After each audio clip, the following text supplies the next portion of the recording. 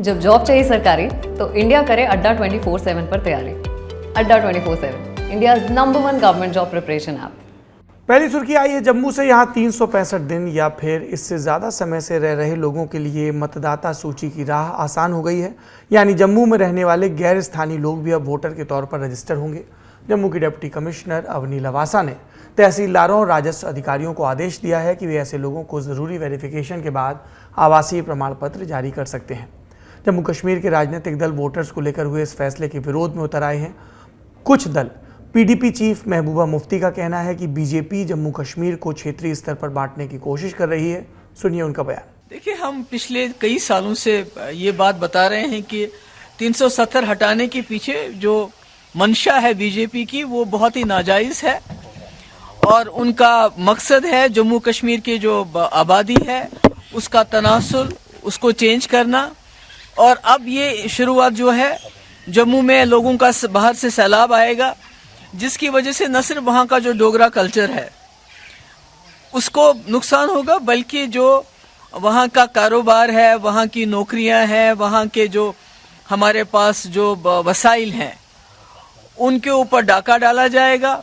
Already Jammu में crime rate बहुत बढ़ गया है जब से ये सिलसिला इन्होंने शुरू किया है, बाहर के लोगों के लिए दरवाजे खोल दिए हैं।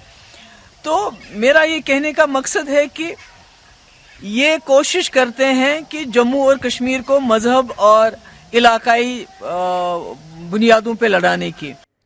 पीडीपी के अलावा विरोध की पिच पर नेशनल कॉन्फ्रेंस भी उतरी। पार्टी की ओर से ट्वीट किया गया जिसमें लिखा था कि सरकार जम्मू कश्मीर में 25 लाख गैर स्थानीय वोटर्स को जोड़ने के अपने प्लान के साथ आगे बढ़ रही है। बीजेपी चुनाव से डर रही है और जानती है कि वो बुरी तरह हारेगी। जम्मू कश्मीर के लोगों को इन साजिशों को चुनाव के दौरान हराना चाहिए। जम्मू में बाहरी वोटरों के लिए जारी किए गए आदेश का करीब सभी स्थानीय पार्टियां, यानी ऐसी पार्टियां जो जम्मू कश्मीर से शुरू हो रही हैं, वो विरोध कर रही हैं एक पार्टी को छोड़कर, वो है बीजेपी। सुनिए बीजेपी का बयान। इसमें बाहर के लोगों की कोई बात नहीं है। जो भारत में कानून लागू होता है वो जम्मू कश्मीर में क्यों नहीं लागू होगा। अगर ऐसा कोई प्रावधान वहाँ है तो यहाँ भी होना चाहिए। और ये एक प्रथा है कि पहला अपना वोट कटा करके दूसरा तभी अपना वोट बनवा सकता है। इसमें कोई गलत नहीं है कि अगर कोई व्यक्ति यहाँ राज्य सरकार में केंद्र द्वारा भेजा जाता है या केंद्र सरकार के कोई कर्मचारी हैं या सुरक्षा बल है तो उनको वोट बनवाने में कोई अधिकार नहीं। इसमें खामखा उनको चिल्लाने की आदत है। अब धारा 370 नहीं है, उनको याद होना चाहिए। अब सवाल यह है कि क्या इससे पहले जम्मू कश्मीर में गैर स्थानीय लोगों को वोट डालने का अधिकार था या नहीं। दरअसल आर्टिकल 370 के तहत जम्मू कश्मीर को विशेष राज्य का दर्जा प्राप्त था। वहां जम्मू कश्मीर जन प्रतिनिधित्व कानून 1957 के तहत मतदाता सूची बनती थी। इसके तहत विधानसभा चुनाव में सिर्फ जम्मू कश्मीर के स्थानीय नागरिकों को ही वोट देने का हक था। 370 हटने के बाद जम्मू कश्मीर में भी केंद्र का जन प्रतिनिधित्व कानून लागू हो गया, यानी पूरे देश में जो कानून है वही अब जम्मू कश्मीर में है। हालांकि पहले भी बाहर के जो लोग वहाँ पर रह रहे थे उन्हें वोटिंग का कुछ अलग ढंग से अधिकार था। कुछ लोगों कैसे, उन्हें नॉन परमानेंट रेजिडेंट यानी एनपीआर वोटर्स में गिना जाता था। एनपीआर वोटर सिर्फ लोकसभा चुनाव में वोट डाल सकते थे। 2019 के लोकसभा चुनाव के दौरान इनकी संख्या करीब 32,000 थी। अगस्त में जम्मू कश्मीर के मुख्य चुनाव अधिकारी हृदयेश कुमार ने घोषणा की थी कि बाहर से आए लोग भी केंद्र शासित प्रदेश के चुनाव में वोट डाल सकेंगे बशर्ते वो वहां पर रह रहे हो।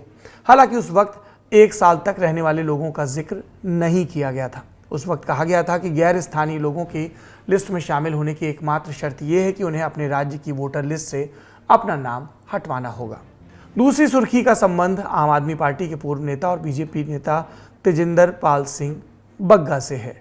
आज यानी 12 अक्टूबर के दिन दोनों को पंजाब आम आदमी पार्टी के पूर्व नेता कुमार विश्वास और बीजेपी के नेता तेजिंदर पाल सिंह बग्गा, इस वाक्य को आप यूं सुने। 12 अक्टूबर के दिन इन दोनों को यानी कुमार विश्वास को और तेजिंदर पाल बग्गा को पंजाब और हरियाणा हाईकोर्ट से बड़ी राहत मिली है। हाईकोर्ट ने दोनों के खिलाफ दायर एफआईआर को रद्द कर दिया है। अब हम ये समझेंगे कि मामला क्या था, दोनों के खिलाफ एफआईआर किसने दर्ज कराई थी।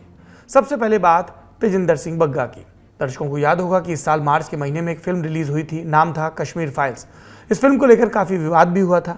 दिल्ली के सीएम केजरीवाल ने फिल्म को लेकर एक टिप्पणी की थी। कहा था कश्मीरी पंडितों के नाम पर कोई करोड़ों कमा गया और बीजेपी को पोस्टर लगाने का काम दे दिया। केजरीवाल की इस टिप्पणी के खिलाफ बग्गा की ओर से बयानबाजी हुई और मोहाली में फिर उनके खिलाफ धार्मिक भावनाएं भड़काने के आरोप में केस दर्ज कराया गया।